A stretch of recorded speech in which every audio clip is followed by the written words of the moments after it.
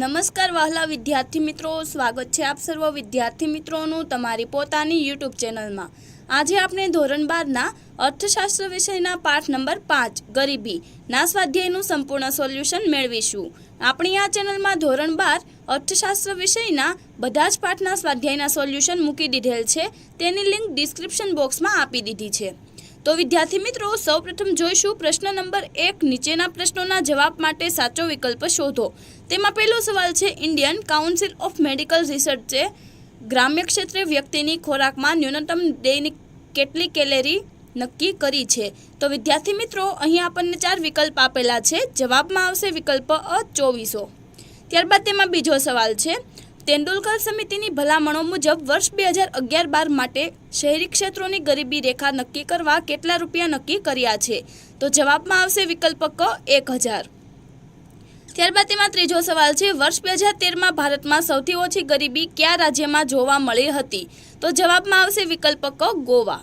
त्यारबाद तेमां चौथो सवाल छे वर्ष 2011-12 ना अंदाजों मुजब 30 થી 40% गरीबीनी श्रेणीमां नीचेनामांथी क्या राज्यनो समावेश थाय छे। तो जवाब में आवशे विकल्प ड ओडिशा। त्यारबाद तेमां पांचमो सवाल छे भारत में वर्ष 2014-16 ना समयगाळामां कुपोषित व्यक्तिओनुं टकावारी प्रमाण केटलुं छे। तो जवाब में लखशुं विकल्प ब 15.2। त्यारबाद जोईए प्रश्न नंबर 2 नीचेना प्रश्नोना एक वाक्य में जवाब आपो। तेमां पहेलो सवाल छे गरीबी रेखा एटले शुं। तो जवाब में लखशुं जीवननी लघुत्तम जरूरियातो संतोषवा जरूरी चीज वस्तुओ अने सेवाओ खरीदवा माटे नक्की करवामां आवेल आवक अने खर्चनी लघुत्तम सपाटी एटले गरीबी रेखा। त्यारबाद बीजो सवाल छे सापेक्ष गरीबीनो अर्थ लखो। तो जवाब में लखशुं जुदी जुदी आवक धरावता समाजना अन्य वर्गोनी तुलनामां कोई एक वर्गनी आवक ओछी होवानी स्थितिने सापेक्ष गरीब कहेवाय छे। त्यारबाद तेमां त्रीजो सवाल छे तेंडुलकर समितिए गरीबी रेखा नक्की करवा क्या प्रकारना खर्चनो समावेश कर्यो छे। तो जवाब में लखशुं तेंडुलकर समितिए गरीबी रेखा नक्की करवा केलरी वपराश माटे जरूरी खर्च उपरांत शिक्षण अने स्वास्थ्य माटेना खर्चनो पण समावेश कर्यो छे। त्यारबाद तेमां चौथो सवाल छे सापेक्ष गरीबीने मापवा माटे कई पद्धतिओनो उपयोग थाय छे। तो जवाब में लखशुं सापेक्ष गरीबीने मापवा माटे आवक जूथोनी रचना लोरेंज वक्रगिनी गुणोत्तर जेवी पद्धतिओनो उपयोग थाय छे। त्यारबाद जोईए प्रश्न नंबर 3 नीचेना प्रश्नोना टूंकमां जवाब आपो। तेमां पहेलो सवाल छे गरीबीनो आवक अभिगम समजावो। तो जवाब में लखशुं गरीबीना आवक अभिगम मुजब जीवन जरूरी चीज वस्तुओं अने सेवाओने खरीदवा माटे नक्की करवामां आवेल आवक के खर्चनी लघुत्तम सपाटी एटले गरीबी रेखा। गरीबी रेखा द्वारा नक्की थयेल आवक के खर्चनी लघुत्तम सपाटीथी ओछी आवक धरावनार वर्ग गरीब कहेवाय। आम आ अर्थघटन अनुसार गरीबी एक रीते अभावनी स्थिति छे। भारतमां गरीबी रेखा माटे जरूरी केलरी मेळववा खोराक पाछळ थता लघुत्तम खर्चने ध्यानमां लेवाय छे। आ अभिगम मुजब फक्त अपूरता खोराकने ज ध्यानमां लेवामां आवे छे, तेथी ते भूखमरानी स्थितिने दर्शावे छे। परंतु गरीबी फक्त भूखमरानी स्थिति नथी, ते आ अभिगमनी मर्यादा छे। त्यारबाद तेमां बीजो सवाल छे गरीबीनो आधुनिक अभिगम समजावो। तो जवाब लखशुं गरीबीना आधुनिक अभिगममां लघुत्तम सरेराश जीवन धोरणनो ख्याल महत्वनो छे। लघुत्तम सरेराश जीवन धोरणमां खोराक उपरांत जीवन धोरण माटे पायानी सगवडो जेवी के कपड़ा રહેઠાણ शिक्षण आरोग्य स्वच्छता पीवानुं स्वच्छ पाणी वगैरेनो पण समावेश थाय छे। तेथी गरीबीना आधुनिक अभिगममां बिन आवक गरीबीनो ख्याल महत्वनो छे। अमर्त्य सेनना मत मुजब गरीबीनो पूरो ख्याल मेळववा फक्त आवकनो संदर्भ पूरतो नथी। आवक सिवायनी मानव जीवनना विकास माटे जरूरी बाबतो जेवी के ज्ञान लांबू अने स्वस्थ जीवन सारू जीवन धोरण व्यक्ति स्वातंत्र्य तकोनी उपलब्धता अने पसंदगी तेमज स्वाभिमान साथे गौरवपूर्ण जीवननो विचार पण थवो जोईए। संयुक्त राष्ट्र विकासना कार्यक्रमना अहेवाल मुजब मानव विकास आंक अने मानव गरीबी आंक गरीबीनी स्थितिना मापदंड छे। त्यारबाद तेमां त्रीजो सवाल छे गरीबी रेखानी मर्यादा जणावो। तो जवाब में लखशुं जीवन निर्वाह माटे लघुत्तम माथादीठ वपराशी खर्चने गरीबी रेखा कहे छे। गरीबी रेखानी मर्यादा ए छे के तेमां फक्त केलरी वपराशने ज आधार तरीके लेवामां आवे छे। गरीबी एक आर्थिक परिस्थिति छे अने भूख एक शारीरिक परिस्थिति छे। तेथी गरीबी रेखा भूखमरानी रेखा बनीने रही जाय छे। गरीबी रेखाना ख्यालने गतिशील बनाववा जीवननी गुणवत्तानी लघुत्तम सपाटी नक्की करवी जोईए। त्यारबाद तेमां चौथो सवाल छे भारतमां निरपेक्ष गरीबीनुं प्रमाण केटलुं छे। तो जवाब में लखशुं तेंडुलकर समितिना अंदाज मुजब भारत में वर्ष 2004-5 में निरपेक्ष गरीबीनुं प्रमाण 37.2% हतुं, जे वर्ष 2011-12 में घटीने 21.9% थयुं हतुं। ભારતના ગ્રામ્ય ક્ષેત્રે વર્ષ 2004-05માં ગરીબીનું પ્રમાણ 41.8% હતું, જે વર્ષ 2011-12માં ઘટીને 25.7% થયું હતું. ભારતમાં શહેરી ક્ષેત્રે વર્ષ 2004-05માં ગરીબીનું પ્રમાણ 25.7% હતું, જે વર્ષ 2011-12માં ઘટીને 13.7% થયું હતું. ત્યારબાદ તેમાં પાંચમો સવાલ છે, પીવાનું સ્વચ્છ પાણી અને મકાનની ઉપલબ્ધતાનું મહત્વ સમજાવો. તો જવાબમાં લખશું, જનસમૂહનું આરોગ્ય પીવાના સ્વચ્છ પાણી અને સ્વચ્છતાની સગવડ સાથે સંકળાયેલું છે. દૂષિત પાણી અને સ્વચ્છતાનો અભાવ અનેક રોગોનું કારણ બને છે. 2011ની વસ્તી ગણતરી મુજબ ભારતમાં 63.3% કુટુંબોને નળ દ્વારા પીવાનું સ્વચ્છ પાણી ઉપલબ્ધ છે. પીવાના સ્વચ્છ પાણીની ગેરહાજરીમાં ગંદુ પ્રદૂષણયુક્ત પાણી પીવાને લીધે દેશમાં પ્રાણીજન્ય રોગોનું પ્રમાણ ઊંચું રહે છે, જે ગરીબીની સમસ્યા વધુ ગંભીર બનાવે છે. રહેઠાણ એ માનવીની પ્રાથમિક જરૂરિયાત છે. રહેઠાણની ઉપલબ્ધિ તથા રહેઠાણની ગુણવત્તા પરથી ગરીબીનું ધોરણ નક્કી થાય છે. ભારતમાં પૂરતી સગવડતાવાળા મકાનોની તંગી છે. મોટાભાગના મકાનો એક રૂમની સગવડવાળા છે, જે ગરીબીનો એક માપદંડ બને છે. ત્યારબાદ જોઈએ પ્રશ્ન નંબર 4. નીચેના પ્રશ્નોના મુદ્દાસર જવાબ આપો. તેમાં પહેલો સવાલ છે, ગરીબી માટેના આર્થિક કારણો સમજાવો. તો જવાબ જોઈએ, ગરીબી માટેના આર્થિક કારણો નીચે મુજબ છે. તેમાં પહેલું છે શ્રમિક દીઠ નીચી ખેત ઉત્પાદકતા. તો તેમાં લખશું, ભારત ખેતી પ્રધાન દેશ છે, તેથી ભારતમાં ગ્રામ્ય ક્ષેત્રે ગરીબી વધુ હોવા માટેનું એક મહત્વનું કારણ શ્રમિકની નીચી ખેત ઉત્પાદકતા છે. કૃષિ ક્ષેત્રે સિંચાઈની સગવડતાનો અભાવ, અપૂરતી ટેકનોલોજી, શિક્ષણ અને તાલીમનો અભાવ, ઓછું મૂડીરોકાણ, વસ્તીનું વધુ પડતું ભારણ વગેરેને કારણે શ્રમિક દીઠ ખેત ઉત્પાદકતા નીચી રહે છે. પરિણામે ખેડૂતોની આવકો નીચી રહેતા ગરીબી વધુ જોવા મળે છે. ત્યારબાદ તેમાં બીજું છે જમીન તથા સંપત્તિની અસમાન વહેંચણી. તો તેમાં લખશું, ભારતમાં અંગ્રેજોના શાસન દરમિયાન જમીનદારી પ્રથાને કારણે જમીન માલિકી મુઠ્ઠીભર જમીનદારોના હાથમાં હતી. જમીનદારોને ખેતીના વિકાસ માટે મૂડીરોકાણમાં રસ ન હતો. બીજી તરફ ખેતી કરનારા ખેત મજૂરો કે ભાગીદારોને પણ પોતાની માલિકીની જમીન ન હોવાથી ખેતી ક્ષેત્રે મૂડીરોકાણમાં રસ ન હતો. આમ ખેતી ક્ષેત્રે ઉત્પાદન ઓછું થતું અને ખેત ઉત્પાદકતા નીચી રહેતા ગરીબીનું પ્રમાણ ઊંચું જોવા મળતું હતું. ત્યારબાદ તેમાં ત્રીજું છે નાના અને ગૃહ ઉદ્યોગોનો અલ્પ વિકાસ. તો તેમાં લખશું, ભારતમાં બીજી પંચવર્ષીય યોજનાથી આર્થિક વિકાસની વ્યૂહરચનાના ભાગરૂપે પાયાના અને ભારે ઉદ્યોગોને વધુ મહત્વ આપવામાં આવ્યું, જ્યારે નાના અને ગૃહ ઉદ્યોગોની અવગણના થઈ. ગ્રામ્ય ક્ષેત્રે નાના અને ગૃહ ઉદ્યોગોનો રોજગારી, ઉત્પાદન અને આવકમાં ખૂબ જ મોટો ફાળો હતો. નાના અને ગૃહ ઉદ્યોગોના અલ્પ વિકાસને કારણે મોસમી બેકારી વધતા ગરીબીનું પ્રમાણ વધુ રહ્યું છે. ત્યારબાદ તેમાં ચોથું છે ઝડપથી વધતા ભાવો. તો તેમાં લખશું, યુદ્ધ, દુષ્કાળ, ઓછું રાષ્ટ્રીય ઉત્પાદન, ઝડપથી વધતી માંગ, ઊંચું ઉત્પાદન ખર્ચ વગેરેને કારણે ચીજ વસ્તુઓ અને સેવાઓના ભાવોમાં તીવ્ર વધારો થાય છે. પરિણામે ઓછી આવક ધરાવનાર વ્યક્તિઓની ખરીદ શક્તિ ઘટે છે અને તેમના જીવન ધોરણનું સ્તર નીચે આવે છે. જ્યારે ભાવ વધારાનો ફાયદો ઉદ્યોગપતિઓ, વેપારીઓ અને મોટા ખેડૂતોને થાય છે. આમ સમાજમાં આવકની અસમાનતા વધતા ગરીબી પણ વધે છે. ત્યારબાદ તેમાં બીજો સવાલ છે, ગરીબી નિવારણ માટેના રોજગારલક્ષી કાર્યક્રમો સમજાવો. તો જવાબમાં લખશું, ભારતમાં શહેરી ગરીબી કરતાં ગ્રામીણ ગરીબી 3 ગણી વધુ છે. તેથી ગરીબી નિવારણ માટે ગ્રામીણ વિકાસને અગ્રતા આપવામાં આવે છે. ગરીબી નિવારણ માટે રોજગારીની તકોમાં વધારો કરવાનું એક અગત્યનું પરિબળ છે. આયોજનની શરૂઆતમાં એમ માની લેવામાં આવ્યું હતું કે આર્થિક વિકાસની સાથે ગરીબીનું નિવારણ આપોઆપ થશે, પરંતુ એમ ન થતાં 70ના દાયકાની શરૂઆતમાં ગ્રામીણ વિકાસ માટે રોજગારલક્ષી કાર્યક્રમો શરૂ કરવામાં આવ્યા. સંકલિત ગ્રામ વિકાસ કાર્યક્રમ, તેમાં લખશું, છઠ્ઠી યોજનામાં ગ્રામીણ ગરીબો માટેના રોજગારલક્ષી કાર્યક્રમોને સંકલિત કરી 2 ઓક્ટોબર 1980થી IRDP શરૂ કરવામાં આવ્યો. IRDPનો મૂળ ઉદ્દેશ ગરીબ કુટુંબોને સ્વરોજગારી માટે પ્રોત્સાહન આપવાનો હતો, જેથી તેઓ ગરીબી રેખાથી વધુ આવક મેળવી શકે. નાના તેમજ સીમાંત ખેડૂતો, ખેતમજૂરો અને ગામડાના કારીગરોએ રોજગારી મળી રહે તેવું ધ્યાન IRDPના કાર્યક્રમમાં રાખવામાં આવ્યું હતું. સ્વર્ણ જયંતિ ગ્રામ સ્વરોજગાર યોજના, તેમાં લખશું, 1 એપ્રિલ 1999થી IRDP અને તેની સાથે સંકળાયેલા સ્વરોજગારી માટેના કાર્યક્રમો TRYSEM, DWCRA વગેરેને ભેગી કરી તેને સ્વર્ણ જયંતિ ગ્રામ સ્વરોજગાર યોજના નામ આપવામાં આવ્યું. આ યોજના હેઠળ ગામડાના નાના ઉદ્યોગોના વિકાસ, સ્વસહાય જૂથોને માળખાકીય મદદ, ટેકનોલોજી, ધિરાણ, ઉત્પાદિત વસ્તુઓના બજાર માટે વગેરે માટેની સુવિધાઓ ગ્રામીણ ગરીબોને આપવામાં આવી. ત્યારબાદ છે તેમાં વેતન રોજગારી કાર્યક્રમો. તો તેમાં લખશું વેતન રોજગારી માટેના કાર્યક્રમોનો મુખ્ય ઉદ્દેશ જે ગરીબો પાસે તેમના ભૌતિક શ્રમ સિવાય આવકનું કોઈ સાધન ન હતું તેવા ગરીબોને રોજગારી પૂરી પાડવાનો હતો. આ કાર્યક્રમો હેઠળ ગામડાઓમાં માળખાકીય સેવાઓનો વિકાસ કરી શ્રમિકોને યોગ્ય વેતન મળી રહે તેવા પ્રયાસો થાય છે. ત્યારબાદ તેમાં છે વેતન રોજગારી કાર્યક્રમોમાં નીચેની યોજનાઓનો સમાવેશ થયો હતો. તેમાં પહેલું છે જવાહર રોજગાર યોજના. તો તેમાં લખશું આ યોજના 28 એપ્રિલ 1989માં કરવામાં આવી હતી.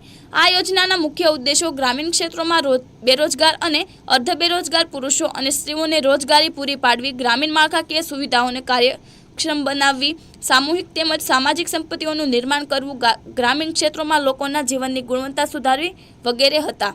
જવાહર રોજગાર યોજનામાં વિશેષ કરીને ગરીબી રેખા હેઠળની અનુસૂચિત જાતિ, જનજાતિ તેમજ વિમુક્ત જાતિના ગરીબોને મદદ કરવાની પ્રાથમિકતા આપવામાં આવી હતી. તેમાં બીજું છે રોજગારી બાંહેધરી યોજના. તો તેમાં લખશું આ યોજના 2 ઓક્ટોબર 1993થી શરૂ કરવામાં આવી.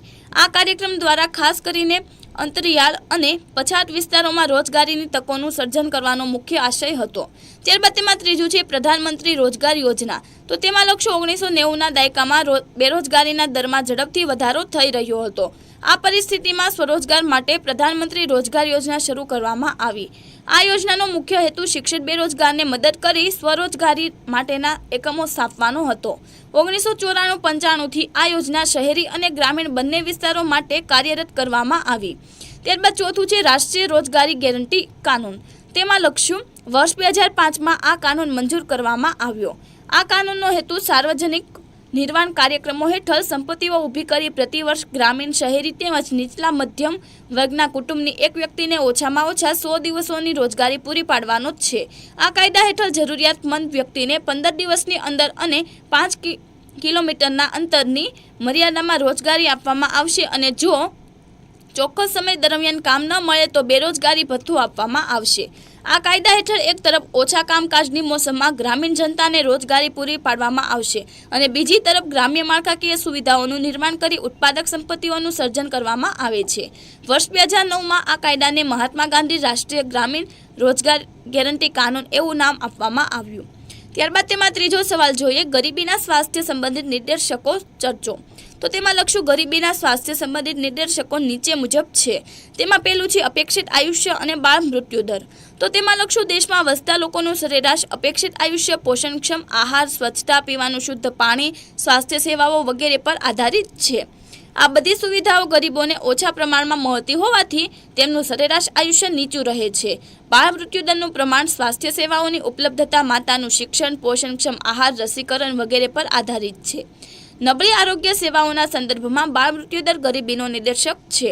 વર્ષ 2014માં ભારતમાં અપેક્ષિત આયુષ્ય 68 વર્ષ અને બાળ મૃત્યુદર 39 હતો, જે અન્ય દેશોની તુલનાએ અનુક્રમે ઓછું અને ઘણું જ વધારે કહી શકાય. આ બાબતો ગરીબીના નિર્દેશક ગણાય છે. ત્યારબાદ તેમાં બીજું છે તબીબી સગવડો. તો તેમાં લખશું ડોક્ટરો, નર્સ, કમ્પાઉન્ડર વગેરેની સેવાઓનો સમાવેશ તબીબી સગવડોમાં થાય છે. આંતરરાષ્ટ્રીય તુલનાએ ભારતમાં આ સેવાઓની અછત જોવા મળે છે. વિકસતા દેશોમાં તબીબી સગવડો ઓછી હોવાથી ગરીબ લોકો વારંવાર અનેક રોગોના ભોગ બને છે. પૂરતા પૌષ્ટિક આહારના અભાવે તેમની રોગ પ્રતિકારક શક્તિ પણ ઓછી હોય છે. પરિણામે ગરીબી વધારે જોવા મળે છે. વિકસિત દેશોમાં દર 350ની વસ્તી માટે એક ડોક્ટરની સેવા મળી રહે છે, જ્યારે વિકસતા દેશોમાં દર 6000ની વસ્તી માટે એક ડોક્ટરની સેવા મળી રહે છે. આમ અપૂરતી ડોક્ટરની સેવાઓ મળતા ગરીબી વધારે હોય છે. ત્રીજું છે પીવાનું પાણી. તો તેમાં લખશું લોકોનું સ્વાસ્થ્ય સૌથી વધુ સુરક્ષિત પીવાલાયક શુદ્ધ પાણી સાથે સંબંધિત છે. ભારતમાં માત્ર 63.3% કુટુંબોને જ નળ દ્વારા શુદ્ધ પીવાનું પાણી મળી રહે છે. પીવાના શુદ્ધ પાણીની ગેરહાજરીમાં ગંદુ પ્રદૂષણયુક્ત પાણી પ્રાણીજન્ય રોગો વધારી ગરીબીનું સ્વાસ્થ્ય નબળું બનાવે છે અને ગરીબીની સમસ્યાને વધુ ગંભીર બનાવે છે. ત્યારબાદ તેમાં ચોથું છે શૌચાલયની સુવિધા. તો તેમાં લખશું 2011ની વસ્તી ગણતરી મુજબ ભારતની 70% વસ્તી ગ્રામ્ય ક્ષેત્રે ગંદા વસવાટોમાં રહે છે, જેઓ શૌચ માટે જાહેર શૌચાલય કે ખુલ્લામાં જાય છે. સ્વચ્છતાને અભાવે તેમને પાણીજન્ય કે ચેપી રોગો થવાની શક્યતા વધુ રહે છે. પરિણામે તેઓની શારીરિક નબળાઈ ઉત્પાદકતા અને ઉત્પાદનના પ્રમાણને નીચું રાખે છે, જે ગરીબી વધારવા કારણભૂત પરિબળ છે. ત્યારબાદ તેમાં ચોથો સવાલ છે ગરીબીનું સ્વરૂપ સમજાવો. તો તેમાં લખશું ગરીબીનો ખ્યાલ ગુણાત્મક હોવાથી તેની વ્યાખ્યા આપવાનું મુશ્કેલ છે. ગરીબીનો અર્થ સમજવા માટે ગરીબી અંગેના આ બે ખ્યાલો સમજવા જરૂરી છે. તેમાં પહેલું છે નિરપેક્ષ ગરીબી અને બીજું છે સાપેક્ષ ગરીબી. તો તેમાં પહેલું જોઈએ નિરપેક્ષ ગરીબી. તો તેમાં લખશું આવક, ખર્ચ કે વપરાશના નિર્ધારિત ધોરણને આધારે નક્કી થતી ગરીબાઈને નિરપેક્ષ ગરીબી કહેવામાં આવે છે. નિરપેક્ષ ગરીબીને સંપૂર્ણ ગરીબી તરીકે પણ ઓળખવામાં આવે છે. દેશમાં પ્રવર્તતી નિરપેક્ષ ગરીબીનું પ્રમાણ જાણવા માટે વ્યક્તિને ખોરાક જેવી પ્રાથમિક જરૂરિયાતો સંતોષવા માટે જે ખર્ચ કરવો પડે કે આવક મેળવવી પડે તેની લઘુત્તમ સપાટી નક્કી કરવામાં આવે છે. આવી લઘુત્તમ આવક, ખર્ચ કે જીવન ધોરણની નિશ્ચિત સપાટીને ગરીબી રેખા કહેવામાં આવે છે. જે લોકો ગરીબી રેખા તરીકે નિશ્ચિત કરાયેલી લઘુત્તમ સપાટી કરતાં પણ ઓછી આવક મેળવતા હોય કે તેટલો પણ ખર્ચ કરી શકતા ન હોય તે ગરીબી રેખાની નીચે જીવે છે એમ કહેવાય. આવા લોકોને ગરીબો તરીકે સ્પષ્ટપણે જુદા પાડી શકાય અને દેશમાં તેમની સંખ્યા જાણી શકાય છે. ભારત જેવા દેશો માટે સાપેક્ષ ગરીબી કરતાં નિરપેક્ષ ગરીબીનો ખ્યાલ વધુ બંધબેસતો અને ઉપયોગી છે, કારણ કે સાપેક્ષ ગરીબી આવક અને વપરાશની અસમાનતા દર્શાવે છે, જ્યારે નિરપેક્ષ ગરીબી જીવનની ગુણવત્તાના ધોરણનો નિર્દેશ કરે છે. ગરીબીની આંતરરાષ્ટ્રીય તુલના થઈ શકે તે માટે સમખરીદ શક્તિના સિદ્ધાંત મુજબ વિશ્વના દેશો માટે વિશ્વ બેંક દ્વારા ન્યૂનતમ આવકનું ધોરણ નક્કી કરવામાં આવ્યું છે. આ ધોરણ મુજબ જે વ્યક્તિની રોજની આવક સમખરીદ શક્તિના ધોરણ મુજબ 2005માં $1.25 અને 2015માં $1.90 કરતાં ઓછી હોય તે વ્યક્તિ નિરપેક્ષ ગરીબ ગણાય છે. નિરપેક્ષ ગરીબીનું નિર્ધારણ ગરીબી રેખા દ્વારા થાય છે. આ એક મનસ્વી રેખા છે.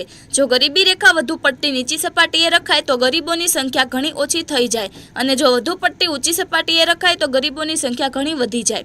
જેમ કે માસિક ₹150થી માથાદીઠ આવકને ગરીબી રેખા તરીકે સ્વીકારવામાં આવે તો ગરીબોની જેટલી સંખ્યા થાય તેના કરતાં માસિક ₹200ની માથાદીઠ આવકની સપાટી સ્વીકારીએ તો ગરીબોની સંખ્યા વધી જાય. આવું ન્યૂનતમ ધોરણ નક્કી કરવા માટે મોટાભાગના અર્થશાસ્ત્રીઓએ ખોરાકમાંથી મળતી ન્યૂનતમ કેલરીના જરૂરિયાતનું ધોરણ સ્વીકાર્યું છે. કેલરી એ ખોરાકમાંથી શરીરને મળતી એક પ્રકારની કાર્યશક્તિનું માપ છે. કેલરીના ચોક્કસ તબીબી આંકને આધારે વ્યક્તિદીઠ કેલરીની ન્યૂનતમ જરૂરિયાતનું સરેરાશ ધોરણ નક્કી કરવામાં આવે છે. આટલી કેલરી મેળવવા માટેના ખર્ચને ન્યૂનતમ વપરાશ ખર્ચ તરીકે સ્વીકારવામાં આવે છે. ભારતીય આયોજન પંચે ગ્રામીણ વિસ્તારો માટે માથાદીઠ દૈનિક 2400 કેલરી અને શહેરી વિસ્તારો માટે 2100 કેલરીની ન્યૂનતમ જરૂરિયાતનું ધોરણ સ્વીકાર્યું છે. આ ન્યૂનતમ કેલરી પ્રાપ્ત કરવા માટે તેંડુલકર સમિતિએ વર્ષ 2011-12 માટે ગ્રામ વિસ્તાર માટે માથાદીઠ માસિક ₹816 અને શહેરી વિસ્તાર માટે માથાદીઠ માસિક ₹1000નું ધોરણ નક્કી કર્યું છે. ન્યૂનતમ વપરાશ ખર્ચની આ સપાટીને ગરીબી રેખા ગણી નિરપેક્ષ ગરીબી માપવામાં આવે છે. ત્યારબાદ તેમાં બીજું છે સાપેક્ષ ગરીબી. તો તેના વિશે જોઈએ. સાપેક્ષ ગરીબી એટલે સમાજના અન્ય વર્ગોની તુલનામાં અમુક એક વર્ગની ગરીબી હોવાની સ્થિતિ. ગરીબીના આ ખ્યાલમાં સમાજના ભિન્ન ભિન્ન વર્ગોની આવકની સપાટીનો આધાર લઈ તેમની આર્થિક સ્થિતિની તુલના કરવામાં આવે છે. જો કોઈ જૂથ અન્ય વધુ આવક ધરાવનાર જૂથ કરતાં ઓછી આવક મેળવતું હોય તો તે સાપેક્ષ રીતે ગરીબ છે એમ કહેવાય. આ હકીકતને સ્પષ્ટ કરવા માટે આપણે જુદી જુદી 4 વ્યક્તિઓની વાર્ષિક આવકની તુલના કરીએ. સાપેક્ષતાનો ખ્યાલ અન્ય સાથેની તુલના સાથે સંકળાયેલો છે, જેમાં વ્યક્તિ અને તેની વાર્ષિક આવક રૂપિયામાં છે. તેમાં એ 40,000, બી 45,000, સી 50,000 અને ડીની વાર્ષિક આવક 60,000.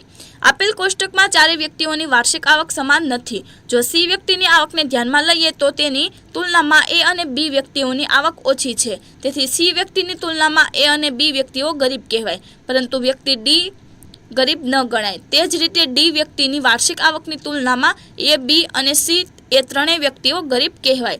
આમ સાપેક્ષ ગરીબી બે વ્યક્તિઓ કે બે જૂથોની આવકની તુલના દ્વારા નક્કી થાય છે.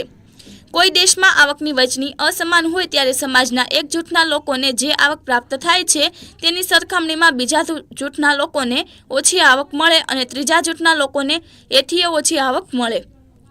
આવકના આ તફાવતને આધારે સાપેક્ષ ગરીબીનું પ્રમાણ નક્કી કરવામાં આવે છે. સાપેક્ષ ગરીબીના ધોરણથી જુદા જુદા દેશોમાં આવકની અસમાનતાની સ્થિતિ જાણી શકાય છે અને ગરીબીનો તુલનાત્મક અભ્યાસ થઈ શકે છે. સાપેક્ષ ગરીબીના ધોરણની ત્રુટિ એ છે કે વિકસિત દેશોમાં પણ આવકની અસમાન વહેંચણી થયેલી હોય તો સમાજના એક જૂથ કરતાં બીજા જૂથના લોકોની આવક ઓછી હોવાથી બીજા જૂથના લોકોને ગરીબ ગણવાની ફરજ પડે છે, પરંતુ વિકસતા દેશોના ગરીબોની સરખામણીમાં તેઓ ગરીબ હોતા નથી. તેથી સાપેક્ષ ગરીબીના ધોરણ કરતાં નિરપેક્ષ ગરીબીનું ધોરણ વધારે પ્રસ્તુત છે. ભારત જેવા દેશમાં અતિ ધનવાન લોકોની સરખામણીમાં દેશની મોટા ભાગની વસ્તી સાપેક્ષ રીતે ગરીબ ગણાય. સાપેક્ષ ગરીબીના માપન માટે સામાન્ય રીતે આવક જૂથોની રચના, લોરેન્જ વક્ર, ગીની ગુણોત્તર જેવી પદ્ધતિઓનો ઉપયોગ થાય છે.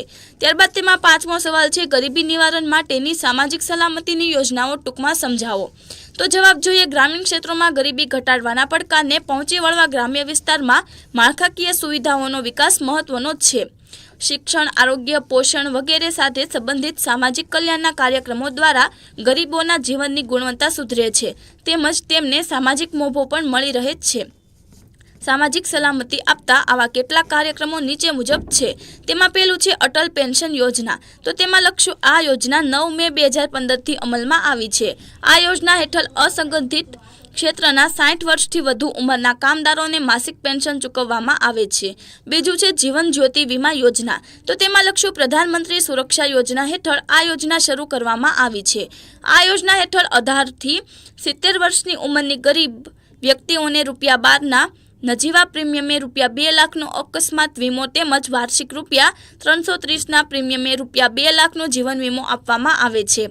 આ વીમા યોજનામાં ગરીબ કુટુંબોમાં કમાનાર મુખ્ય વ્યક્તિના મૃત્યુના સંજોગોમાં વીમા કંપની દ્વારા આર્થિક મદદ પૂરી પાડવામાં આવે છે. ત્યારબાદ તેમાં ત્રીજું છે પ્રધાનમંત્રી પાક વીમા યોજના. તો તેમાં લખશું, ખેડૂતોને પાક નિષ્ફળતા સામે રક્ષણ પૂરું પાડવા આ યોજના શરૂ કરવામાં આવી છે. ત્યારબાદ જોઈએ પ્રશ્ન નંબર 5, નીચેના પ્રશ્નોના વિસ્તારપૂર્વક જવાબ આપો. તેમાં પહેલો સવાલ છે, ગરીબી એટલે શું? ગરીબીના નિર્દેશકો સમજાવો. તો જવાબમાં લખશું, ગરીબી માનવ સર્જિત સમસ્યા છે. તેને અનેક આર્થિક સામાજિક પાસા છે. જ્યારે સમાજનો કેટલોક ભાગ જીવનની પાયાની જરૂરિયાતોથી વંચિત રહીને દુર્દશામાં પોતાનું જીવન જીવતો હોય ત્યારે તે વર્ગમાં આવતા લોકોને ગરીબ ગણવામાં આવે છે. આમ ગરીબી એ અભાવની સ્થિતિ દર્શાવે છે. સામાન્ય વ્યવહારની ભાષામાં જેમનું જીવન ધોરણ સમાજના બીજા વર્ગોની તુલનામાં નીચું હોય તે ગરીબ ગણાય છે. અહીં આવકની અસમાન વહેંચણી ગરીબીના પાયામાં રહેલી છે. ગરીબી એક સાપેક્ષ ખ્યાલ હોવાથી વિકસિત અને વિકાસશીલ દેશોમાં ગરીબીને નક્કી કરતા ધોરણોમાં તફાવત જોવા મળે છે. આ સંદર્ભમાં ગરીબીના 2 જુદા જુદા અર્થઘટનો નીચે મુજબ છે. તેમાં પહેલું છે ગરીબીનો પરંપરાગત અર્થ અથવા આવક ગરીબી. તો તેમાં લખશું, આ અભિગમ મુજબ જીવન જરૂરી ચીજ વસ્તુઓ અને વસ્તુઓને ખરીદવા માટે નક્કી કરવામાં આવેલ આવક કે ખર્ચની લઘુત્તમ સપાટીથી ઓછી આવક ધરાવનાર વર્ગ ગરીબ કહેવાય. બીજું છે ગરીબીનો આધુનિક અર્થ અથવા બિન આવક ગરીબી. તો તેમાં લખશું, આ અભિગમ મુજબ લઘુત્તમ સરેરાશ જીવન ધોરણ કરતા નીચી સપાટીએ જીવન ધોરણ ધરાવતો વર્ગ ગરીબ કહેવાય. ત્યારબાદ જોઈએ ગરીબીના નિર્દેશકો. તેમાં લખશું, જે પરિબળો દ્વારા ગરીબોના ચોક્કસ સ્વરૂપ અને ગરીબીના પ્રમાણને જાણી શકાય છે તેને ગરીબીના નિર્દેશકો કહે છે. નિર્દેશકો નીચે પ્રમાણે છે. તેમાં પહેલું છે નીચું માથાદીઠ વપરાશી ખર્ચ. તો તેમાં લખશું, માથાદીઠ વપરાશી ખર્ચ નીચેના સૂત્રથી મેળવાય છે. તો તેનું સૂત્ર જોઈએ, માથાદીઠ વપરાશી ખર્ચ બરાબર કોઈ એક વર્ષ દરમિયાન કુટુંબો દ્વારા ખરીદેલ બધી જ વસ્તુઓ અને સેવાઓનું કુલ ખર્ચ એના છેદમાં તે જ વર્ષની કુલ વસ્તી.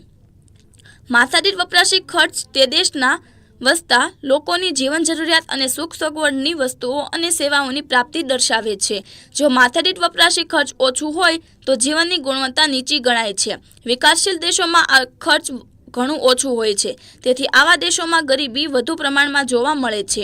ભારતમાં 2005ના સ્થિર ભાવે માથાદીઠ વપરાશી ખર્ચ વર્ષ 2014માં $325 હતું. આ ખર્ચ યુએસ અને યુકે જેવા વિકસિત દેશોની સરખામણીમાં લગભગ ચોથા ભાગનું છે. ત્યારબાદ તેમાં બીજું છે કુપોષણનું પ્રમાણ.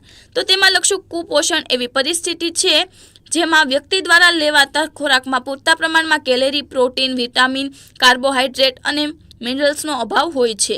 ભારતમાં આવકની અસમાન વહેંચણીને કારણે ઓછી માથાદીઠ આવક ધરાવતા વર્ગને પૂરતો પોષણક્ષમ ખોરાક મળતો નથી. તેથી વધુ કામ કરી શકતા નથી અને પરિણામે ગરીબો વધુ જોવા મળે છે. ભારતમાં 2010-12માં કુપોષિત વ્યક્તિઓ 15.6% હતી. તે ઘટીને 2014-16માં 15.2% થઈ. છતાં ભારતમાં આવી કુપોષિત વસ્તીનું પ્રમાણ ઘણું ઊંચું એટલે કે વિશ્વમાં બીજા નંબરે હતું. ત્યારબાદ તેમાં ત્રીજું છે અપેક્ષિત આયુષ્ય અને બાળ મૃત્યુ દર. તો તેમાં જોઈએ સૌપ્રથમ અપેક્ષિત આયુષ્ય. તેમાં લખશું, અપેક્ષિત આયુષ્ય એટલે જન્મ સમયે નવું જન્મેલું બાળક સરેરાશ કેટલા વર્ષ જીવશે તેની અપેક્ષા. દેશના લોકોનું અપેક્ષિત આયુષ્ય પોષણક્ષમ ખોરાક, સ્વચ્છતા, પીવાનું શુદ્ધ પાણી, આરોગ્ય સેવાઓ વગેરે પર આધારિત છે. ભારતમાં ગરીબ લોકો આ પ્રકારની સગવડો ઓછા પ્રમાણમાં મેળવતા હોવાથી તેમનું સરેરાશ આયુષ્ય નીચું રહે છે. ભારતમાં વર્ષ 2014માં અપેક્ષિત આયુષ્ય 68 વર્ષ હતું, જે ચીન, શ્રીલંકા જેવા દેશો કરતાં પણ ઓછું હતું. વિશ્વના દેશોમાં સૌથી વધુ અપેક્ષિત આયુષ્ય 81.6 વર્ષ નોર્વેમાં હતું. ત્યારબાદ જોઈએ બાળ મૃત્યુદર. તેમાં લખશું બાળ મૃત્યુદર એટલે દર 1000 જીવિત જન્મેલા બાળકોમાંથી 1 વર્ષથી ઓછા સમયગાળામાં મૃત્યુ પામતા બાળકોનું પ્રમાણ. બાળ મૃત્યુદરનો આધાર આરોગ્ય સેવાઓની ઉપલબ્ધતા, માતાનું શિક્ષણનું પ્રમાણ, પોષણક્ષમ આહાર, બાળકોમાં રસીકરણ વગેરે પર છે. નબળી આરોગ્ય સેવાઓને પરિણામે બાળ મૃત્યુદરનું પ્રમાણ ઊંચું રહે છે, જે ગરીબીનો નિર્દેશક છે. ભારતમાં વર્ષ 2014માં બાળ મૃત્યુદરનું પ્રમાણ 39 હતું, જે વિકસિત દેશોની સરખામણીમાં ઘણું જ વધારે કહી શકાય. ત્યારબાદ તેમાં ચોથું છે તબીબી સગવડો. તેમાં લખશું તબીબી સગવડો એટલે ડોક્ટરો, નર્સો, કમ્પાઉન્ડર વગેરે કર્મચારીઓની ઉપલબ્ધિ. આંતરરાષ્ટ્રીય તુલનાએ ભારતમાં તબીબી સગવડોની અછત જોવા મળે છે. વિકસતા દેશોમાં તબીબી સગવડોને અભાવે લોકો વારંવાર અનેક રોગોના ભોગ બને છે. પૂરતા પોષણક્ષમ અને પૌષ્ટિક આહારના અભાવે તેમની રોગપ્રતિકારક શક્તિ પણ ઓછી હોય છે. પરિણામે આવા દેશોમાં ગરીબી વધારે હોય છે. વિકસિત દેશોમાં દર 350ની વસ્તીએ એક ડોક્ટરની સેવા મળી રહે છે, જ્યારે વિકસતા દેશોમાં દર 6000ની વસ્તીએ એક ડોક્ટરની સેવા ઉપલબ્ધ છે. આ કારણથી વિકસતા દેશોમાં ગરીબીનું ઊંચું પ્રમાણ જોવા મળે છે. વિકસતા દેશોમાં અપૂરતી આરોગ્ય સેવાઓને પરિણામે દર વર્ષે લગભગ 1.7 કરોડ લોકો ડાયેરિયા, મેલેરિયા, ક્ષય જેવા રોગોથી મૃત્યુ પામે છે અને એડ્સના ભોગ બનેલા દુનિયાના 2.3 કરોડ લોકોમાંથી 90% લોકો વિકસતા દેશોમાં છે. ત્યારબાદ તેમાં પાંચમું છે પીવાનું પાણી. તો તેમાં લખશું દેશના લોકોનું આરોગ્ય પીવાલાયક પાણી અને સ્વચ્છતાની સગવડ સાથે સૌથી વધુ સંબંધિત છે. દૂષિત પાણીને કારણે તેમજ શુદ્ધ અને પૌષ્ટિક ખોરાકને અભાવે લોકો અનેક રોગોથી પીડાય છે. 2011ની વસ્તી ગણતરી મુજબ ભારતમાં 63.3% કુટુંબોને નળ દ્વારા પીવાનું શુદ્ધ પાણી મળી રહે છે. બાકીના કુટુંબોને કૂવા, હેન્ડપંપ, ટ્યુબવેલ, ઝરણા, નદી, નહેરો, તળાવ વગેરે સ્ત્રોતમાંથી પાણી મળે છે. ગંદુ પ્રદૂષણયુક્ત પાણી દેશમાં પ્રાણીજન્ય રોગોનો ફેલાવો કરી ગરીબોનું આરોગ્ય બગાડે છે અને મુશ્કેલીઓ વધારે છે. ત્યારબાદ તેમાં છઠ્ઠું છે શૌચાલયની સુવિધા. તો તેમાં લખશું 2011ની વસ્તી ગણતરી મુજબ ભારતમાં કુલ વસ્તીના લગભગ 70% વસ્તી ગ્રામ્ય વિસ્તારોમાં ગંદા વસવાટોમાં રહે છે અને શૌચ માટે જાહેર શૌચાલય કે ખુલ્લામાં જાય છે. પરિણામે સ્વચ્છતાના અભાવે પાણીજન્ય અને ચેપી રોગો થવાની શક્યતા વધુ છે. ભારતમાં 66% કુટુંબો મકાનની અંદર જ શૌચાલયની સુવિધા ધરાવે છે. બાકીના કુટુંબો શૌચ માટે ખુલ્લામાં જાય છે કે જાહેર શૌચાલયમાં જાય છે. શૌચાલયની સગવડના અભાવે પ્રદૂષણ અને શારીરિક નબળાઈ વધુ જોવા મળે છે, જેને કારણે ઉત્પાદન નીચું રહેવા પામે છે. ઉત્પાદન ઓછું થતાં ગરીબી વધુ જોવા મળે છે. ત્યારબાદ તેમાં સાતમું છે રહેઠાણ. તો તેમાં લખશું રહેઠાણ એ માનવીની પ્રાથમિક જરૂરિયાત છે. ભારત જેવા વિકસતા દેશમાં રહેઠાણની તંગી છે, તેથી લોકો ગંદી ચાલીઓ અને ઝૂંપડીઓમાં રહે છે, જે પ્રવૃત્તિ ગરીબીનો માપદંડ છે. ભારતમાં પૂરતી સગવડતાવાળા મકાનોની તંગી છે. મોટાભાગના મકાનો એક રૂમની સગવડતાવાળા છે.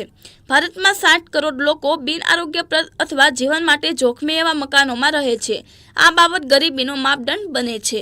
આઠમું છે વીજળીનો વપરાશ. તો તેમાં લખશું દેશમાં ઉત્પાદન વધારવા તેમજ લોકોના જીવનની ગુણવત્તા સુધારવા વીજળીની સગવડ મહત્વની છે. ભારત વીજળીનો એક મોટો ઉત્પાદક અને વપરાશ કરતો દેશ છે.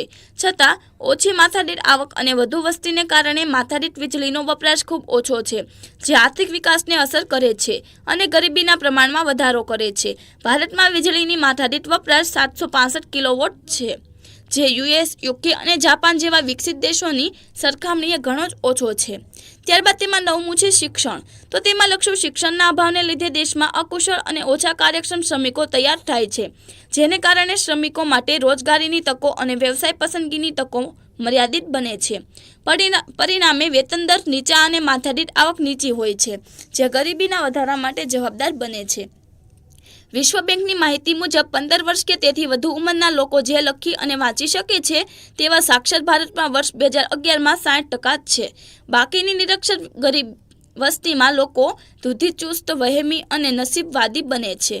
તેથી તેઓ નવા પરિવર્તનો અપનાવી શકતા નથી. આમ અજ્ઞાનતાનું ઊંચું પ્રમાણ ગરીબીનો પ્રબળ નિર્દેશક ગણાય છે.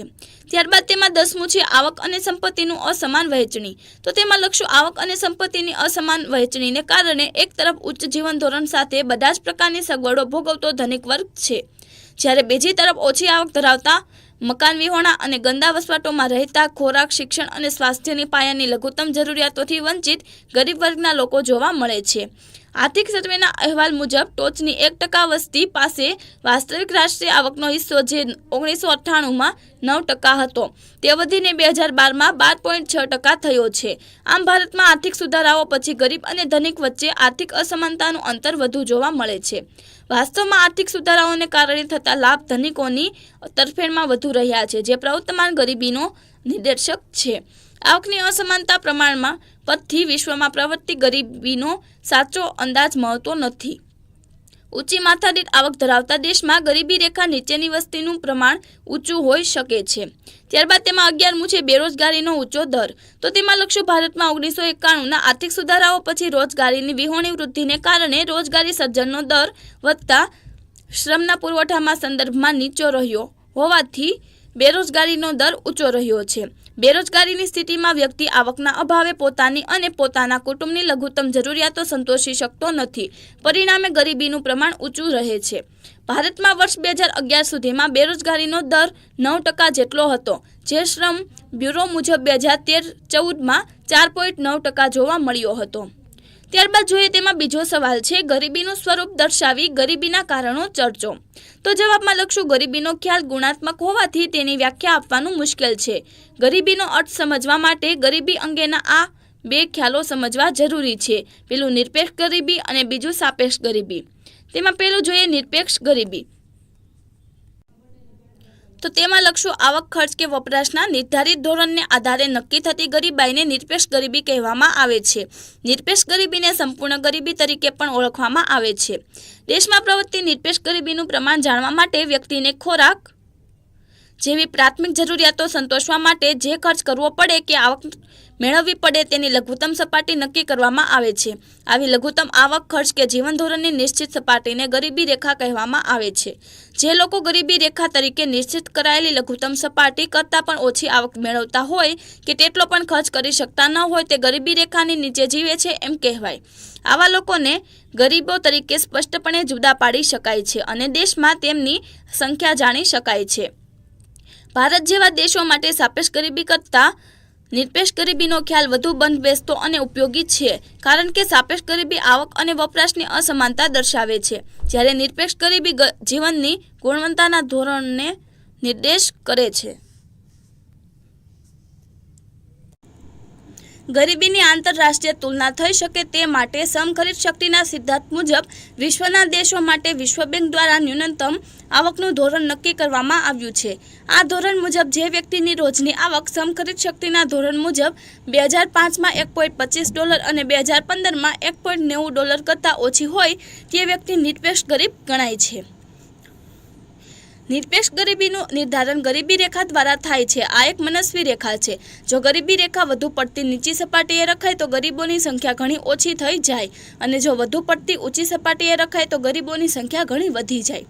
જેમ કે માસિક ₹150ની માથાદીઠ આવકને ગરીબી રેખા તરીકે સ્વીકારવામાં આવે તો ગરીબોની જેટલી સંખ્યા થાય તેના કરતાં માસિક ₹200ની માથાદીઠ આવકની સપાટી સ્વીકારીએ તો ગરીબોની સંખ્યા વધી જાય. આવું ન્યૂનતમ ધોરણ નક્કી કરવા માટે મોટાભાગના અર્થશાસ્ત્રીઓએ ખોરાકમાંથી મળતી ન્યૂનતમ કેલરીનું જરૂરિયાતનું ધોરણ સ્વીકાર્યું છે.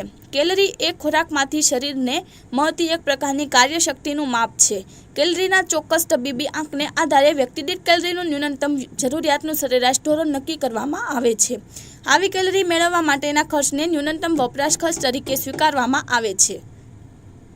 ભારતીય આયોજન પંચે ગ્રામીણ વિસ્તારો માટે માથાદીઠ દૈનિક 2400 કેલરી અને શહેરી વિસ્તારો માટે 2100 કેલરીની ન્યૂનતમ જરૂરિયાતનું ધોરણ સ્વીકાર્યું છે. આ ન્યૂનતમ કેલરી પ્રાપ્ત કરવા માટે તેંડુલકરે સમિતિએ વર્ષ 2011-12 માટે ગ્રામ વિસ્તાર માટે માથાદીઠ માસિક ₹816 અને શહેરી વિસ્તાર માટે માથાદીઠ માસિક ₹1000નું ધોરણ નક્કી કર્યું છે. ન્યૂનતમ વપરાશ ખર્ચની આ સપાટીને ગરીબી રેખા ગણી નિરપેક્ષ ગરીબી માપવામાં આવે છે. ત્યારબાદ તેમાં બીજું છે સાપેક્ષ ગરીબી. તો તેમાં લખશું સાપેક્ષ ગરીબી એટલે સમાજના અન્ય વર્ગોની તુલનામાં અમુક એક વર્ગની ગરીબી હોવાની સ્થિતિ. ગરીબીના આ ખ્યાલમાં સમાજના ભિન્ન ભિન્ન વર્ગોની આવકની સપાટીનો આધાર લઈ તેમની આર્થિક સ્થિતિની તુલના કરવામાં આવે છે.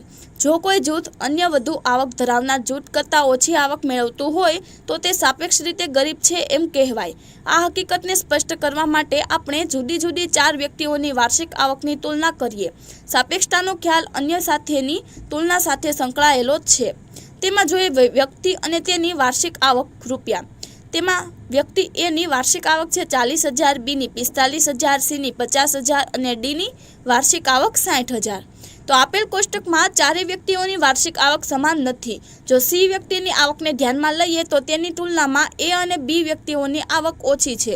તેથી સી વ્યક્તિની તુલનામાં એ અને બી વ્યક્તિઓ ગરીબ કહેવાય, પરંતુ વ્યક્તિ ડી ગરીબ ન ગણાય. તે જ રીતે ડી વ્યક્તિની વાર્ષિક આવકની તુલનામાં એ, બી અને સી એ ત્રણેય વ્યક્તિઓ ગરીબ કહેવાય. આમ સાપેક્ષ ગરીબી બે વ્યક્તિઓ કે બે જૂથોની આવકની તુલના દ્વારા નક્કી થાય છે. કોઈ દેશમાં આવકની વહેંચણી અસમાન હોય ત્યારે સમાજના એક જૂથના લોકોને જે આવક પ્રાપ્ત થાય છે તેની સરખામણીમાં બીજા જૂથના લોકોને ઓછી આવક મળે અને ત્રીજા જૂથના લોકોને એથી ઓછી આવક મળે. આવકના આ તફાવતને આધારે સાપેક્ષ ગરીબીનું પ્રમાણ નક્કી કરવામાં આવે છે. સાપેક્ષ ગરીબીના ધોરણથી જુદા જુદા દેશોમાં આવકની અસમાન સ્થિતિ જાણી શકાય છે અને ગરીબીનો તુલનાત્મક અભ્યાસ થઈ શકે છે. સાપેક્ષ ગરીબીના ધોરણની ત્રુટિ એ છે કે વિકસિત દેશોમાં પણ આવકની અસમાન વહેંચણી થયેલી હોય તો સમાજના એક જૂથ કરતાં બીજા જૂથના લોકોની આવક ઓછી હોવાથી બીજા જૂથના લોકોને ગરીબ ગણવાની ફરજ પડે છે, પરંતુ વિકસતા દેશોના ગરીબોની સરખામણીમાં તેઓ ગરીબ હોતા નથી. તેથી સાપેક્ષ ગરીબીના ધોરણ કરતાં નિરપેક્ષ ગરીબીનું ધોરણ વધારે પ્રસ્તુત છે. ભારત જેવા દેશમાં અતિ ધનવાન લોકોની સરખામણીમાં દેશની મોટાભાગની વસ્તી સાપેક્ષ રીતે ગરીબ ગણાય. સાપેક્ષ ગરીબીના માપન માટે સામાન્ય રીતે આવક જૂથોની રચના, લોરેન્જ વક્ર, ગીની ગુણોત્તર જેવી પદ્ધતિઓનો ઉપયોગ થાય છે. ત્યારબાદ તેમાં જોઈએ ગરીબીના કારણો. ભારતમાં ગરીબી માટેના મુખ્ય કારણો નીચે મુજબ છે. તેમાં પહેલું છે ઐતિહાસિક કારણો. તો તેમાં લખશું 17મી સદીમાં ભારત સમૃદ્ધ અને વ્યવસાયિક રાષ્ટ્ર હતું. ભારત સુતરાઉ કાપડની મોટે પાયે નિકાસ કરતો દેશ હતો. આ ઉપરાંત સિલ્ક, મરી મસાલા તેમજ ચોખાની નિકાસ કરતો દેશ હતો. અંગ્રેજોના શાસનકાળ દરમિયાન ભારતમાં ખેતી ક્ષેત્રનો વિકાસ ન થયો. ખેતી વરસાદ પર આધારિત હતી અને બ્રિટિશ શાસને સિંચાઈ માટે મૂડીરોકાણમાં કોઈ રસ લીધો નહીં. તેથી ખેત ઉત્પાદન નીચું રહ્યું. વારંવાર પડતા દુષ્કાળ, જમીનદારી પ્રથા, જમીન મહેસૂલના ઊંચા દર, સાટા પ્રથા, જમીનદારો શાહુકારો દ્વારા ખેડૂતોનું શોષણ વગેરેને કારણે ખેડૂતો આર્થિક રીતે પાયમાલ થતા હતા. જમીન વિહોણા બનતા ગયા. આમ ખેડૂત અને ખેતી બેહાલ બનતા ગરીબીમાં વધારો થતો ગયો. ઉદ્યોગ અને વ્યાપારની બાબતમાં અંગ્રેજો દ્વારા ભારતમાં એવા પ્રકારની વેપાર નીતિ, કર નીતિ તેમજ ઔદ્યોગિક નીતિ અમલમાં મૂકવામાં આવી કે જેથી અંગ્રેજોને ભારતમાં વેપારથી ફાયદો થાય. ભારતીય નિકાસો પર પ્રતિબંધો મૂક્યા અને ઇંગ્લેન્ડમાં ઉત્પાદિત વસ્તુઓના ભારતમાં વેચાણ માટે વિશેષ પ્રકારની કર રાહતો આપવામાં આવી. તેમજ આ પેદાશો દેશના ખૂણા સુધી પહોંચાડવા રેલવેનો ઉપયોગ કરવામાં આવ્યો. ઇંગ્લેન્ડમાં મૂડીરોકાણ કરી ઔદ્યોગિકરણને વેગ આપી તેમના ઉત્પાદન વેચાણ માટે ભારતને ત્યાંનું બજાર બનાવી દેવામાં આવ્યું. આમ ભારતીય ઉદ્યોગો અને વેપારીઓની હરીફાઈ શક્તિ અને ઉત્પાદન શક્તિ ઘટતા ભારતના નાના અને ગૃહ ઉદ્યોગોની પડતી થઈ. પરિણામે ભારતમાં બેકારી અને ગરીબી વધવા લાગી. ત્યારબાદ તેમાં બીજું છે ગ્રામીણ ગરીબીના કારણો. તેમાં જોઈએ કુદરતી પરિબળો. તેમાં લખશું ભારત ખેતી પ્રધાન દેશ છે અને વસ્તીનો એક મોટો ભાગ ગામડાઓમાં ખેતી ક્ષેત્ર પર જીવે છે. ભારતમાં ખેતી વરસાદ, હવામાન જેવા કુદરતી પરિબળો પર આધારિત છે. વરસાદની અનિશ્ચિતતા, વારંવાર પડતા દુષ્કાળ, પૂર વગેરેને કારણે ખેત ઉત્પાદન અનિશ્ચિત રહે છે અને આવકો ઓછી રહે છે. પરિણામે ગરીબી વધુ જોવા મળે છે. ત્યારબાદ તેમાં છે વસ્તી વિષયક પરિબળો. તેમાં લક્ષ્ય ભારતમાં આયોજનકાળ દરમિયાન સુધરેલી આરોગ્ય સેવાઓને કારણે મૃત્યુદરમાં ઝડપથી ઘટાડો થતો ગયો, પરંતુ જન્મદરનું પ્રમાણ ઊંચું રહેતા વસ્તી ઝડપથી વધી. ઊંચા વસ્તી વૃદ્ધિ દરને કારણે માથાદીઠ આવક નીચી ગઈ અને કુટુંબના મોટા કદને કારણે જીવનની ગુણવત્તાનું સ્તર નીચું ગયું. વધતી વસ્તીને કારણે શ્રમ પુરવઠો ઝડપથી વધ્યો, પરંતુ રોજગારીની ઓછી તકોને કારણે વેતન દર ઘટતા ગયા. બેરોજગારી વધતી ગઈ છે. પરિણામે ગરીબાઈ વધતી ગઈ. ત્યારબાદ તેમાં ત્રીજું છે આર્થિક કારણો. તેમાં જોઈએ ગરીબી માટેના આર્થિક કારણો નીચે મુજબ છે. તેમાં પહેલું છે શ્રમિક દીઠ નીચી ખેત ઉત્પાદકતા. તો તેમાં લખશું ભારત ખેતી પ્રધાન દેશ છે, જેથી ભારતમાં ગ્રામ્ય ક્ષેત્રે ગરીબી વધુ હોવા માટેનું એક મહત્વનું કારણ શ્રમિકની નીચી ખેત ઉત્પાદકતા છે.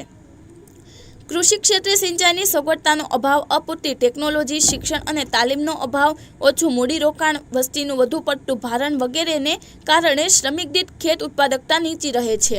પરિણામે ખેડૂતોની આવકો નીચી રહેતા ગરીબી વધુ જોવા મળે છે. ત્યારબાદ તેમાં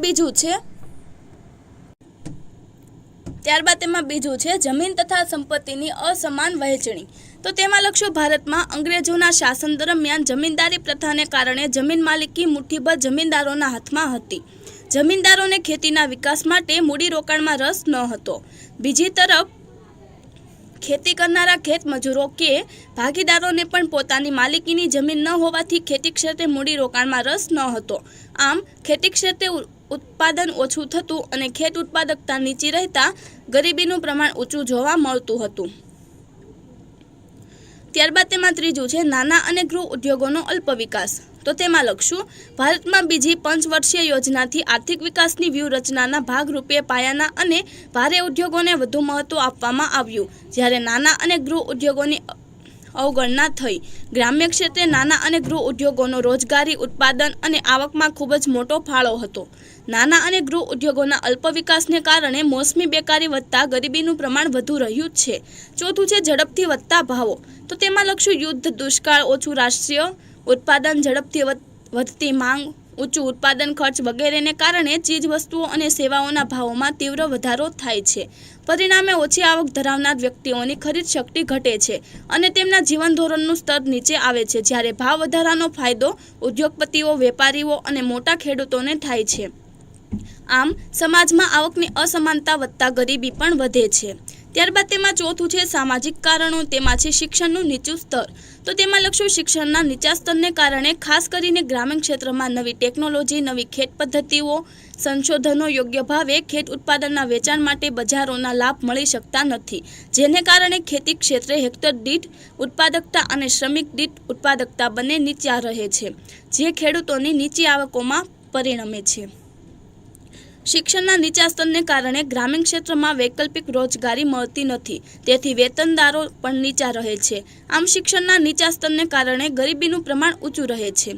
ત્યારબાદ જોઈએ લૈંગિક અસમાનતા. તો તેમાં લખશું ભારતીય સમાજમાં સ્ત્રીઓના આરોગ્ય પ્રત્યે ઓછું ધ્યાન આપવામાં આવે છે. પરિણામે સ્ત્રીઓમાં કુપોષણ અને નબળાઈનું પ્રમાણ વધુ જોવા મળે છે. કુપોષણને કારણે પ્રસૂતિ સમયે માતા મૃત્યુ પ્રમાણ વધુ રહે છે અને જન્મ લેતા બાળકનું આરોગ્ય નબળું રહે છે. સ્ત્રીઓ ઘરકામ જ કરે તેવી માન્યતાને કારણે સ્ત્રીઓમાં શિક્ષણનું સ્તર નીચું જોવા મળે છે અને તેથી તેઓને આર્થિક ઉપાર્જનની તકો ઓછી પ્રાપ્ત થાય છે. વળી કામ કરવામાં સ્ત્રીઓના વેતન દર સામાન્ય રીતે પુરુષોના વેતન દરથી ઓછા જોવા મળે છે. અર્થતંત્રમાં દેશની કુલ વસ્તીમાં સ્ત્રીઓનું પ્રમાણ લગભગ અડધું છે. સ્ત્રીઓના નબળા સ્વાસ્થ્ય, કામકાજની ઓછી તકો અને નીચા વેતન દરોને કારણે કુટુંબોની આવક નીચી રહે છે, તેથી ગરીબીનું ઊંચું પ્રમાણ જોવા મળે છે. ત્યારબાદ તેમાં પાંચમું છે અન્ય કારણો. તેમાં જોઈએ યુદ્ધ. યુદ્ધના સમયમાં દેશના સંસાધનો યુદ્ધ માટે જરૂરી શસ્ત્ર સરંજામના ઉત્પાદન અને આયાત પાછળ ખર્ચાય છે. પરિણામે જીવન જરૂરી ચીજ વસ્તુઓના ઉત્પાદનમાં ઘટાડો થાય છે, તેથી સંગ્રહખોરી વધે છે, તેથી તેમના ભાવો ઝડપથી વધે છે.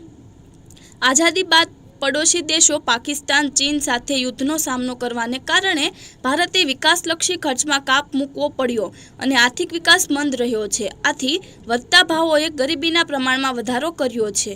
ત્યારબાદ તેમાં છે સંરક્ષણ ખર્ચમાં વધારો. તો તેમાં લખશું વારંવાર યુદ્ધનો સામનો કરવા દેશના સંરક્ષણ ખર્ચમાં સતત વૃદ્ધિ થતી રહી છે. વર્તમાન સમયમાં આતંકવાદનો સામનો કરવા માટે પણ સંરક્ષણની સુવિધાઓ પાછળનો ખર્ચ વધ્યો છે. સંરક્ષણ પાછળ થતો ખર્ચ બિનવિકાસલક્ષી ખર્ચ છે, તેથી આ ખર્ચમાં વધારો થતાં આર્થિક વિકાસ મંદ પડે છે અને ગરીબીનું પ્રમાણ ઊંચું રહે છે. ત્યારબાદ તેમાં છે ખામીયુક્ત નીતિઓ. તો તેમાં લખશું ઝડપી આર્થિક વિકાસ માટે ભારતમાં બીજી પંચવર્ષીય યોજનાથી પાયાના ભારે ઉદ્યોગોને મહત્વ આપી ઝડપી ઔદ્યોગિકરણની મદદથી દેશની ગરીબી અને બેકારીની સમસ્યાઓનો ઉકેલ લાવવાની નીતિ અપનાવવામાં આવી હતી.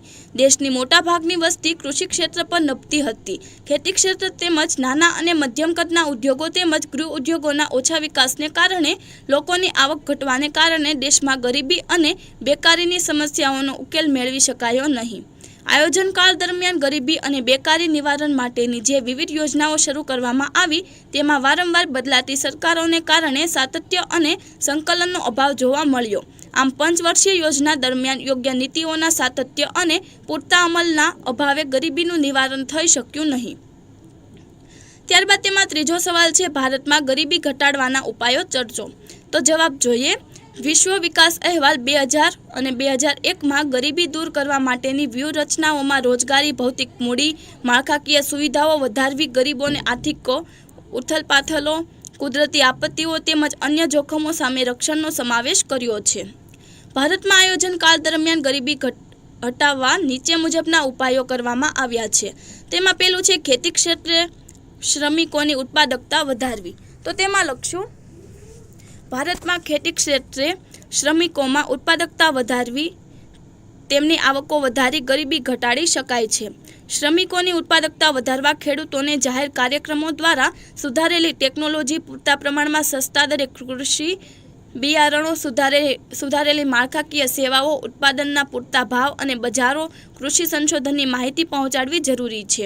સીમાંત અને મધ્યમ પાયાની ખેતીના વિકાસથી ખેતી ક્ષેત્રે શ્રમિક દીઠ ઉત્પાદકતા વધશે અને સાથે સાથે રોજગારી વધશે અને ખાદ્ય ચીજોના ભાવો ઘટશે, જેનો લાભ ગરીબોને મળતા ગરીબી ઘટશે.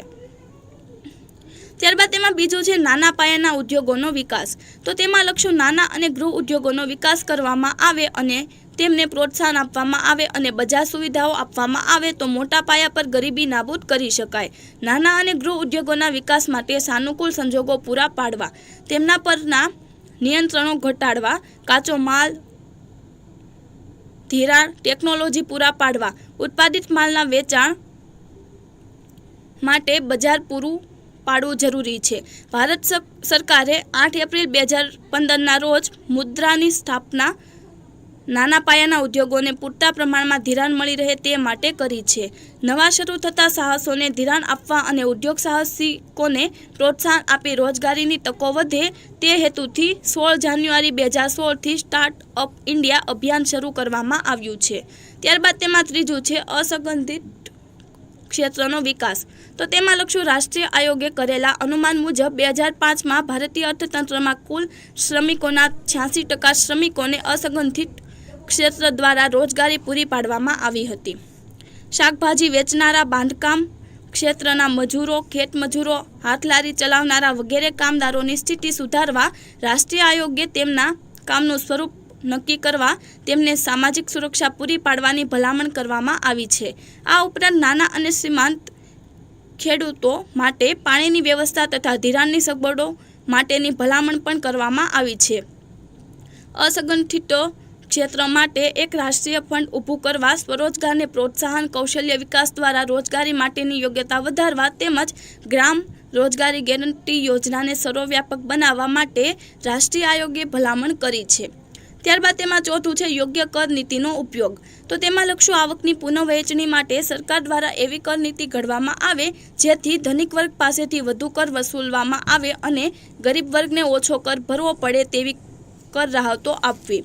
સરકાર ધનિક વર્ગ પાસેથી કરવેરા સ્વરૂપે વધુ ઉપાડ મેળવી ગરીબોને લાભ થાય તેવી કલ્યાણલક્ષી યોજનાઓ પાછળ ખર્ચ કરે છે. પરિણામે ગરીબોની આર્થિક સામાજિક સ્થિતિ સુધરે અને આવકની અસમાનતા તેમજ ગરીબી ઘટે છે. ત્યારબાદ તેમાં પાંચમું છે, માનવ મૂડી રોકાણમાં વધારો. તો તેમાં લખશું, માનવ વિકાસ માટે મોટા પાયા પર શિક્ષણ, આરોગ્ય અને કૌશલ્યવર્ધનમાં કરવામાં આવતું મૂડીરોકાણને માનવ મૂડી રોકાણ કહેવામાં આવે છે. માનવ મૂડી રોકાણને કારણે બેરોજગારી ઘટે છે, પરિણામે ગરીબી ઘટે છે. માનવ મૂડી રોકાણથી શિક્ષણનું સ્તર ઊંચું આવે છે અને કામદારોને રોજગારી માટેના વિકલ્પો અને પસંદગીઓ મળી રહે છે. કૌશલ્યવર્ધનથી કામદારોની ઉત્પાદકતા વધે છે, જે ઊંચા વેતનોમાં પરિણમે છે. છઠ્ઠું છે વાજબી કિંમતે વસ્તુઓ અને સેવાઓ, તો તેમાં લખશું ગરીબ વ્યક્તિઓ પોતાની આવકનો મોટો હિસ્સો ખાદ્ય વસ્તુઓ પાછળ ખર્ચે છે, તેથી તેમને રાહત દરે ખાદ્ય પદાર્થો પૂરા પાડવા જોઈએ, જેથી ગરીબીમાં પ્રત્યક્ષ રીતે ઘટાડો કરી શકાય. ભારતમાં જાહેર વિતરણ વ્યવસ્થા હેઠળ વાજબી ભાવની દુકાનો દ્વારા ગરીબોને વાજબી કિંમતે પાયાની જરૂરિયાતની ચીજ વસ્તુઓ પૂરી પાડવામાં આવે છે. ત્યારબાદ સાતમું છે રોજગારલક્ષી કાર્યક્રમો, તેમાં લખશું ભારતમાં શહેરી ગરીબ કરતાં ગ્રામીણ ગરીબી 3 ગણી વધુ છે, તેથી ગરીબી નિવારણ માટે ગ્રામીણ વિકાસને અગ્રતા આપવામાં આવે છે. ગરીબી નિવારણ માટે રોજગારીની તકોમાં વધારો કરવાનું એક અગત્યનું પરિબળ છે.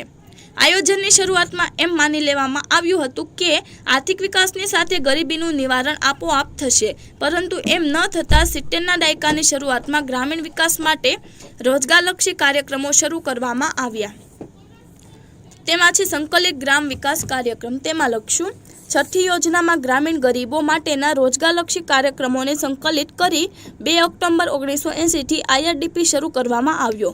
IRDPનો મૂળ ઉદ્દેશ ગરીબ કુટુંબોને સ્વરોજગારી માટે પ્રોત્સાહન આપવાનો હતો, જેથી તેઓ ગરીબી રેખાથી વધુ આવક મેળવી શકે. નાના તેમજ સીમાંત ખેડૂતો, ખેતમજૂરો અને ગામડાના કારીગરોને રોજગારી મળી રહે તેવું ધ્યાન IRDPના કાર્યક્રમમાં રાખવામાં આવ્યું હતું. સ્વર્ણ જયંતિ ગ્રામ સ્વરોજગાર યોજના, તેમાં લખશું 1 એપ્રિલ 1999થી IRDP અને તેની સાથે સંકળાયેલા સ્વરોજગારી માટેના કાર્યક્રમો TRYSCM અને DWCRA વગેરેને ભેગી કરી તેને સ્વર્ણ જયંતિ ગ્રામ સ્વરોજગાર યોજના નામ આપવામાં આવ્યું. આ યોજના હેઠળ ગામડાના નાના ઉદ્યોગોના વિકાસ, સ્વસહાય જૂથોને માળખાકીય મદદ, ટેકનોલોજી, ધિરાણ, ઉત્પાદિત વસ્તુઓના બજાર વગેરે માટેની સુવિધાઓ ગ્રામીણ ગરીબોને આપવામાં આવે છે. ત્યારબાદ તેમાં છે વેતન રોજગારી કાર્યક્રમો, તો તેમાં લખશું વેતન રોજગારી માટેના કાર્યક્રમોનો મુખ્ય ઉદ્દેશ જે ગરીબો પાસે તેમના ભૌતિક શ્રમ સિવાય આવકનું કોઈ સાધન ન હતું તેવા ગરીબોને રોજગારી પૂરી પાડવાનો હતો. આ કાર્યક્રમો હેઠળ ગામડાઓમાં માળખાકીય સેવાઓનો વિકાસ કરી શ્રમિકોને યોગ્ય વેતન મળી રહે તેવા પ્રયાસો થાય છે. તેમાં જોઈએ વેતન રોજગારી કાર્યક્રમોમાં નીચેની યોજનાઓનો સમાવેશ થયો હતો. તેમાં પહેલું છે જવાહર રોજગાર યોજના, તો તેમાં લખશું આ યોજના 28 એપ્રિલ 1989માં કરવામાં આવી હતી. આ યોજનાના મુખ્ય ઉદ્દેશો ગ્રામીણ ક્ષેત્રોમાં બેરોજગાર અને અર્ધ બેરોજગાર પુરુષો અને સ્ત્રીઓને રોજગારી પૂરી પાડવી, ગ્રામીણ માળખાકીય સુવિધાઓનો કાર્યક્ષમ બનાવવી, સામૂહિક તેમજ સામાજિક સંપત્તિઓનું નિર્માણ કરવું, ગ્રામીણ ક્ષેત્રોમાં લોકોના જીવનની ગુણવત્તા સુધારવી વગેરે હતા. જવાહર રોજગાર યોજનામાં વિશેષ કરીને ગરીબી રેખા હેઠળની અનુસૂચિત જાતિ, જનજાતિ તેમજ વિમુક્ત જાતિના ગરીબોને મદદ કરવાની પ્રાથમિકતા આપવામાં આવી હતી. બીજું છે રોજગારી બાંયધરી યોજના, તો તેમાં લખશું આ યોજના 2 ઓક્ટોબર 1993થી શરૂ કરવામાં આવી. આ કાર્યક્રમ દ્વારા ખાસ કરીને અંતરિયાળ અને પછાત વિસ્તારોમાં રોજગારીની તકોનું સર્જન કરવાનો મુખ્ય આશય હતો. ત્યારબાદ તેમાં ત્રીજું છે પ્રધાનમંત્રી રોજગાર યોજના, તો તેમાં લખશું 1990ના દાયકામાં રોજગારીના દરમાં ઝડપથી વધારો થઈ રહ્યો હતો. આ પરિસ્થિતિમાં સ્વરોજગાર માટે પ્રધાનમંત્રી રોજગાર યોજના શરૂ કરવામાં આવી. આ યોજનાનો મુખ્ય હેતુ શિક્ષિત બેરોજગારને મદદ કરી સ્વરોજગારી માટેના એકમો સ્થાપવાનો હતો. 1994-95થી આ યોજના શહેરી અને ગ્રામીણ બંને વિસ્તારો માટે કાર્યરત કરવામાં આવી. ત્યારબાદ ચોથું છે રાષ્ટ્રીય રોજગાર ગેરંટી કાનૂન, તો તેમાં લખશું વર્ષ 2005માં આ કાનૂન મંજૂર કરવામાં આવ્યો. આ કાનૂનનો હેતુ સાર્વજનિક નિર્માણ કાર્યક્રમો હેઠળ સંપત્તિઓ ઊભી કરી પ્રતિ વર્ષ ગ્રામીણ, શહેરી તેમજ નીચલા મધ્યમ વર્ગના કુટુંબની એક વ્યક્તિને ઓછામાં ઓછા 100 દિવસોની રોજગારી પૂરી પાડવાનો છે. આ કાયદા હેઠળ જરૂરિયાતમંદ વ્યક્તિને 15 દિવસની અંદર અને 5 કિલોમીટરના અંતરની મર્યાદામાં રોજગારી આપવામાં આવશે અને જો ચોક્કસ સમય દરમિયાન કામ ન મળે તો બેરોજગારી ભથ્થું આપવામાં આવશે. આ કાયદા હેઠળ એક તરફ ઓછા કામકાજની મોસમમાં ગ્રામીણ જનતાને રોજગારી પૂરી પાડવામાં આવશે અને બીજી તરફ ગ્રામ્ય માળખાકીય સુવિધાઓનું નિર્માણ કરી ઉત્પાદક સંપત્તિઓનું સર્જન કરવામાં આવે છે. વર્ષ 2009માં આ કાયદાને મહાત્મા ગાંધી રાષ્ટ્રીય ગ્રામીણ રોજગાર ગેરંટી કાનૂન એવું નામ આપવામાં આવ્યું. તો વિદ્યાર્થી મિત્રો, તમે આ સોલ્યુશન જોયું, સાંભળ્યું અને સમજ્યા તે બદલ આપનો ખૂબ ખૂબ આભાર. તેમજ આ વિડીયોની લિંક તમે તમારા મિત્રો અને દોસ્તોને જરૂરથી શેર કરજો.